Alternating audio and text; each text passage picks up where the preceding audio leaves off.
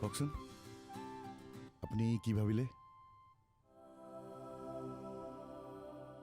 মানে আমাৰ এজেন্সিত আপুনি কাম কৰিব নে নকৰে চাওক বিজ্ঞাপন সংস্থাৰ কামবোৰৰ বিষয়ে মই দিল্লীত থাকোঁতেহে কিছু আভাস পাইছিলোঁ কাম কৰাৰ মোৰ অভিজ্ঞতা নাই মাত্ৰ মণ্টেশ্বৰী স্কুল এখনত 3 মাহৰ বাবে কাম কৰাৰ মোৰ অভিজ্ঞতা আছে আচ্ছা ৰ'ব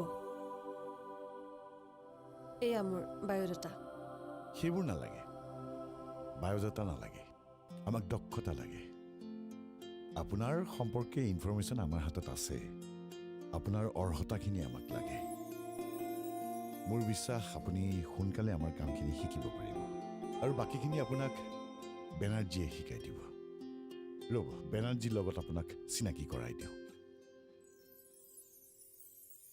তাৰমানে মোৰ চাকৰিটো ফাইনেল নেকি মইতো ভাবোঁ ফাইনেলি আপুনি জইন কৰিব আচ্ছা হেল্ল'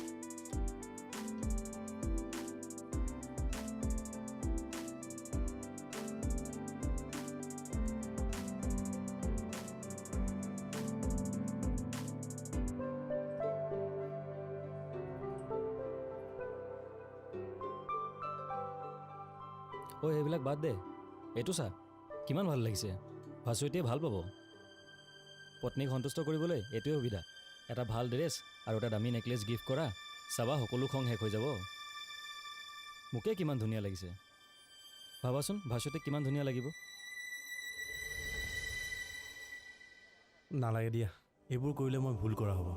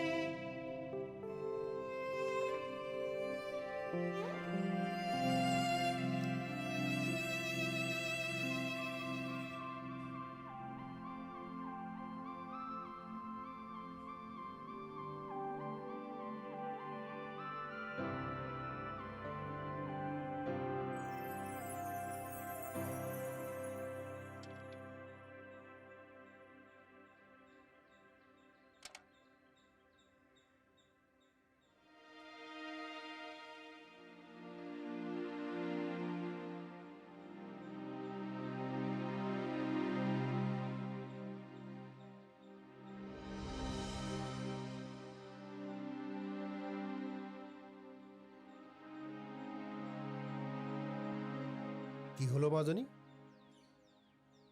চাকৰিটো পাম বুলি ভাবিছিলোঁ কিন্তু নাপালোঁ এতিয়া মনটো বেয়া কৰি কি লাভ আছে মইতো তোক আগতেই কৈছিলোঁ এন্থ্ৰপলজি পঢ়ি একো ভাল লাইন ল'ব নোৱাৰো সেইকাৰণে মই তোক সায়েন্স পঢ়িবলৈ কৈছিলোঁ সেইবোৰ মোৰ মগজুত নোসোমায় আৰু এন্থ্ৰপলজিক বিষয় হিচাপে লৈ সফল হোৱা মানুহো বহুত আছে দেউতা কিন্তু স্কোপ কম বিশেষকৈ অসমত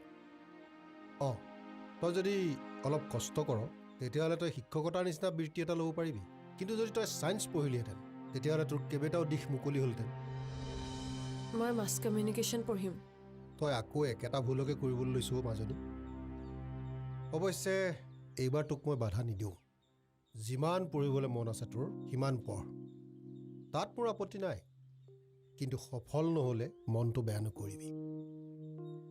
এনেও তই হ'লি এজনী ছোৱালী, কিবা এটা চাকৰি কৰিব লাগিব বুলিতো কোনো কথা নাই। ভাল ল'ৰা এটা চাই বিয়াখন দি দিলেই হ'ল, ঘৰখন চম্ভালিবি।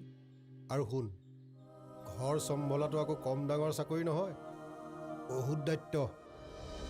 তই যি মন যায় পঢ়, চাকৰি নাপাব পাৰ, কিন্তু উচ্চ শিক্ষিতা বুলি ভাল ল'ৰা এটাতো পাবি।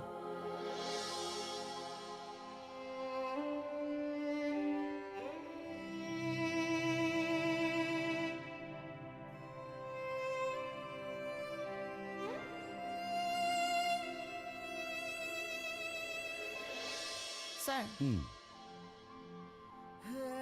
আপোনাৰ এপইণ্টমেণ্ট লেটাৰ ৰেডি। কংগ্ৰেচুলেশ্যন। তেনেহ'লে আজিৰ পৰা আপুনি এডকন ক্ৰিয়েটিভ ফেমিলিৰ মেম্বাৰ হৈ গ'ল। লওক। আচ্ছা ৰ'ব, আপোনাক চিনাকি কৰি দিওঁ।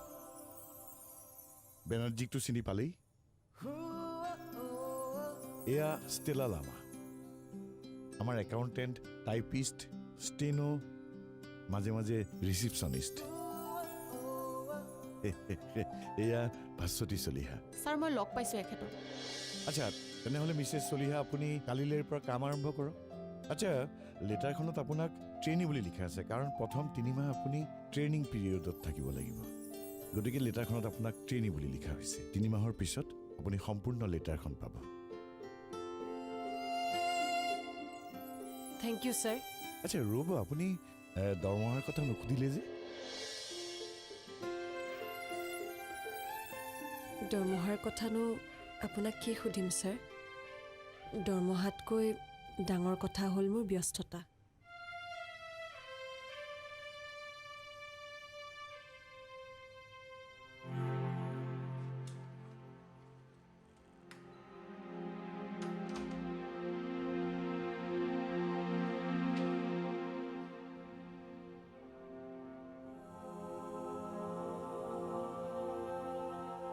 তুমি মোক এতিয়াও বেয়া পাই আছা স্বাতী?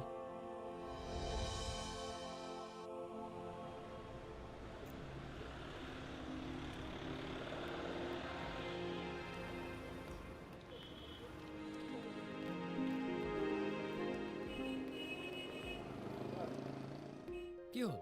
কাৰ কাৰণে ৰৈ আছে? অটৰ বাবে ৰখি আছোঁ, তুমি গৈ থাকা। অটো বাবে? আৰে অটো দেখোন আমাৰ অফিচৰ সন্মুখতে পায়, ইয়াত ৰৈ থকাৰ কি প্ৰয়োজন আছে? নে কথা বেলেগ? হা হা, মোৰ কিন্তু বেলেগলৈ ৰৈ থকা যেনহে লাগিছে দেই। নাই অ', কিয়নো ৰাতিখন কামুৰি আছা? ঠিক আছে তেতিয়াহ'লে তুমি অটো কেঞ্চেল কৰা আৰু মোৰ লগত বহা। আৰে উঠা আকৌ, মই তোমালোকৰ ঘৰৰ ফালে যাম আৰু তোমাক ড্ৰপ কৰি দিম। নালাগে, তুমি গৈ থাকা। আৰে যোৱা না।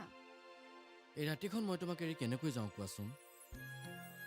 ষ্ট্ৰীট লাইটৰ পোহৰত তোমাক একেবাৰে ভ্ৰাম্যমান থিয়েটাৰ হিৰ'ইন যেন লাগিছে। হা, পখেন্দা প্লিজ যোৱা না।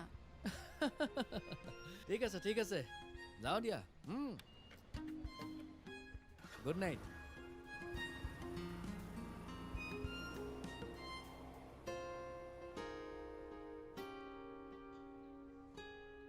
আচলতে তেনেকৈ আধা ৰাস্তাতে এৰি মোৰো ভাল লগা নাছিলে।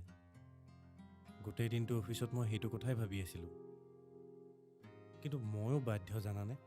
তুমিতো জানাই মোৰ এইকেইদিন অফিচত কামৰ কিমান প্ৰেছাৰ। মই তোমাক বেয়া পাই থকা নাই প্ৰয়াগ।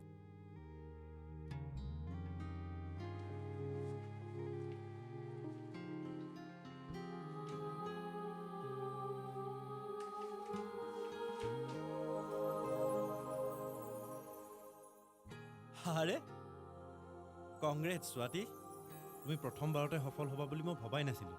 ময়ো ভবা নাছিলোঁ জানানে। মিষ্টাৰ বৰ্মাই মোক কি চাই চাকৰিটো দিলে মই এতিয়াও বুজা নাই। তেওঁ কেতিয়াও ভুল নকৰে। প্ৰতিজন সফল মানুহৰ এযোৰ হুজুৰি চকু থাকে। অঁ, এনে লাগিল যেন তেওঁ মোক চাকৰি দিবলৈহে আকুল হৈ আছিল। আৰু তেওঁ মোৰ বিষয়ে সকলো জানানে? সেয়াতো ময়ে ক'লোঁ। আৰু তোমাৰ যোগ্যতা আছে কাৰণেহে তেখেতে চাকৰিত লৈছে। হওক দিয়া, কাইলৈৰ পৰা তোমাৰ নতুন দিন এটা আৰম্ভ হ'ব। ভালদৰে কাম কৰিবা। তোমাক লৈ মই বহুত সুখী। তুমি সুখী কিহৰ বাবে হৈছা প্ৰয়াগ? মোৰ চাকৰিৰ বাবে নে তোমাক ক্ষমা কৰি দিয়াৰ বাবে?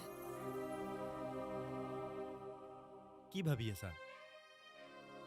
নাই, একো ভবা নাই।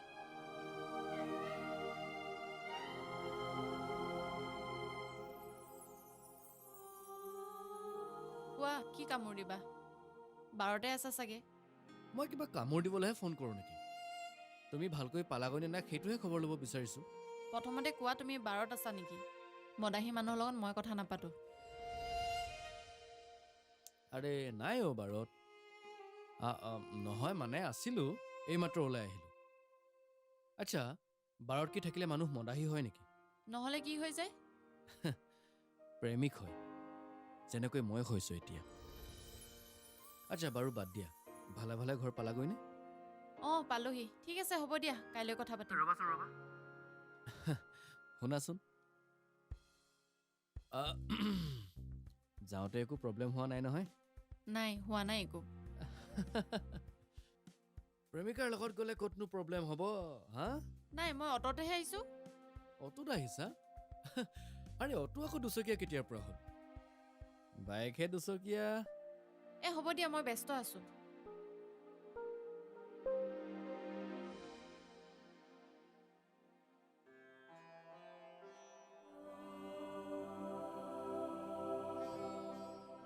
লোৱা।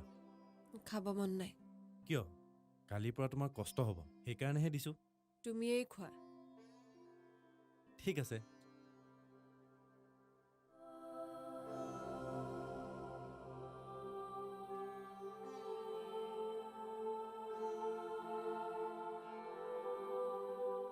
তোমাৰ দেউতাক খবৰটো দিব লাগিছিলে নহয়, ফোন কৰিলেনে? নাই, কাইলৈ কৰিম দিয়া। তেখেতে শুনি ভাল পাব। ঠিকেই কৈছা। মোৰ চাৰ্টিফিকেটেৰে এনে এটা চাকৰি পাম বুলি তেওঁ সপোনতো ভবা নাছিলে। এতিয়া অন্ততঃ তেখেতৰ ভুল ভাঙিব। তেওঁৰ ভুল ভাগিবলৈ মই খবৰটো দিব বিচৰা নাই। তেওঁ সুখী হ'বৰ বাবেহে জনাব বিচাৰিছোঁ। কি আচৰিত ন প্ৰয়াগ? সময়ে কাক কি স্থানলৈ লৈ যায় ভাবিবই নোৱাৰি। মইতো চাকৰি কৰা আশাই বাদ দিছিলোঁ। ভাবিছিলোঁ নিজৰ যোগ্যতাৰে কেৱল মই হাউচৱাইফে হ'ব পাৰিম। কিন্তু আজি চোৱাচোন, এটা নাম কৰা এড এজেঞ্চিৰ মই চাকৰিয়াল। মোক বৰ্মা ছাৰে সকলোখিনি শিকাই দিম বুলি কৈছে। তুমি কি ভাবা? মই পাৰিমনে কৰিব প্ৰয়াগ?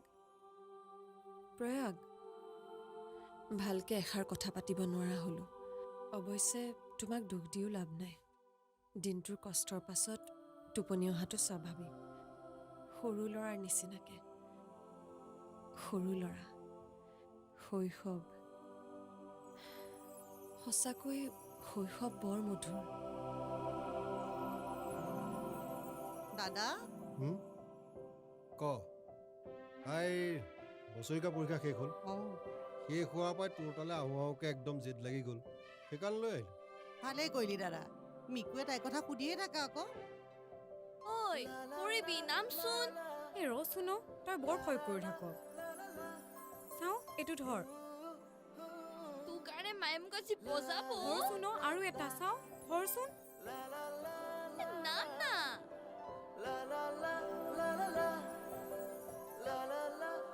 নাম না, সোনকালে কৰ। নামচোন। আৰু কচোন, বৌ ভালে আছেনে? আছে দে। মাজে মাজে খালি তোৰ সেই গাটো বেয়া লাগি থাকিব। ভাবিছোঁ এইবাৰ অকণ বাহিৰত দেখুৱাই আনো নেকি। ভালেই ভাবিছ। মাজে মাজে ভয় লাগে বুজিছ। গুৱাহাটী ডাক্তৰে দেখোন একো ধৰিবই পৰা নাই সমস্যাটো কি হৈছে। কি কাৰণে জানো মূৰৰ বিষটো হৈ থাকে, একো ধৰিবই পৰা নাই। ইমান ভাবি নাথাকিবি, ভাল হ'ব দে। ৰচন্দ্ৰ ভাছতে ক'লে গ'ল। হাত ভৰি ধুবলৈ পিছফালে যোৱা বুলি কৈছিলি দেখোন। ইমান সময় ইহঁতে হাত ভৰিয়ে ধুই আছেনে? মই চাওঁচোন ৰ। যা।